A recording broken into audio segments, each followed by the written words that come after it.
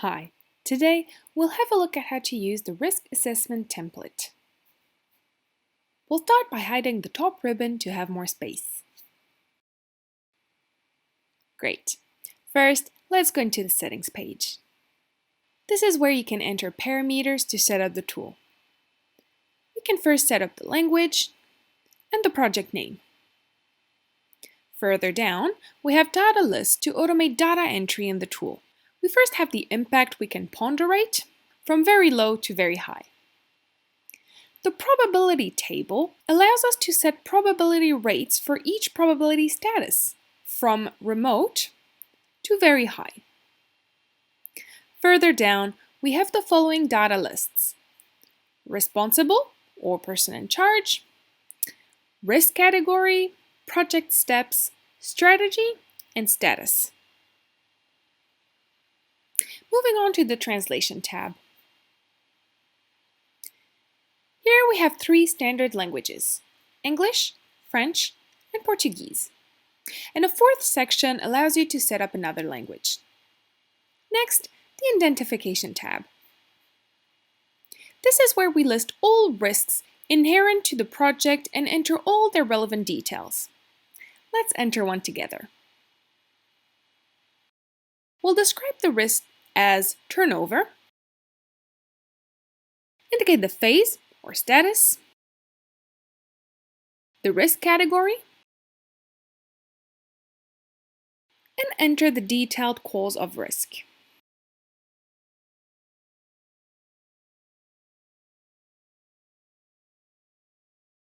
We'll then enter the consequence and the risk type. We'll also enter the financial impact and the person in charge.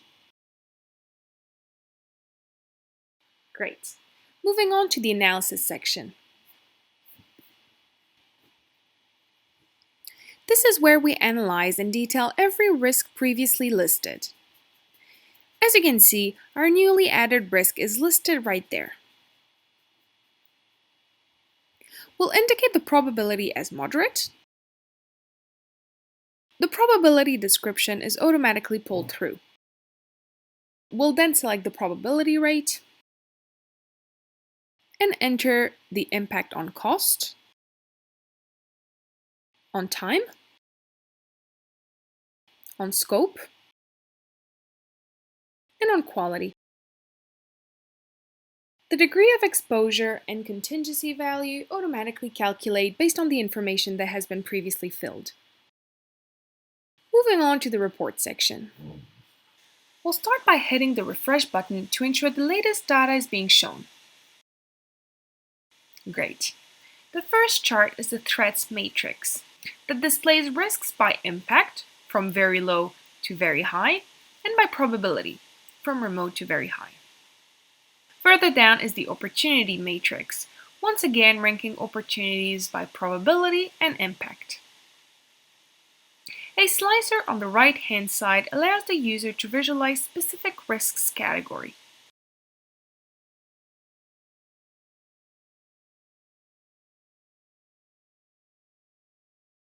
Let's go to the dashboard. The header indicates main KPIs. We have the total number of risks, the number of positive risks or opportunities and their value, the number of negative risks or threats and their value, and the contingency value.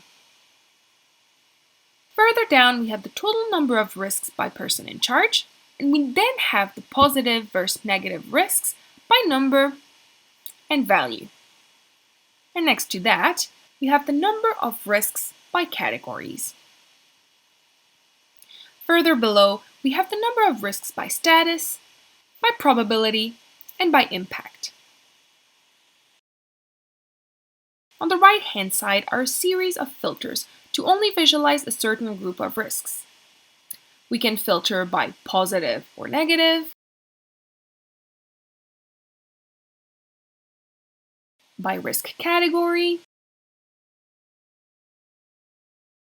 by phase, by person in charge,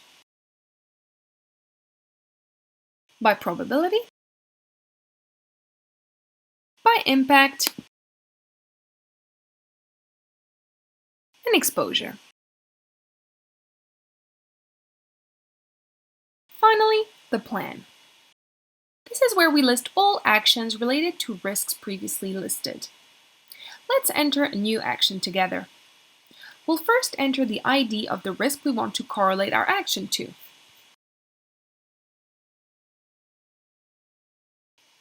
As you can see, the risk description, owner, type, and exposure autofill.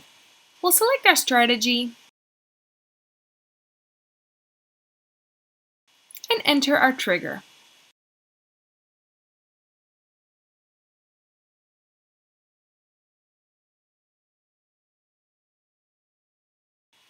We'll then indicate the treatment action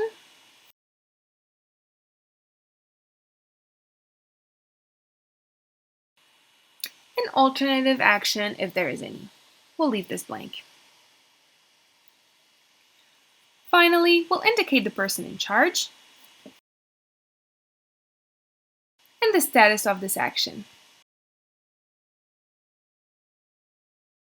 And that's it. You know everything you need to know about our risk assessment template, and you're ready to start using it now. Enjoy!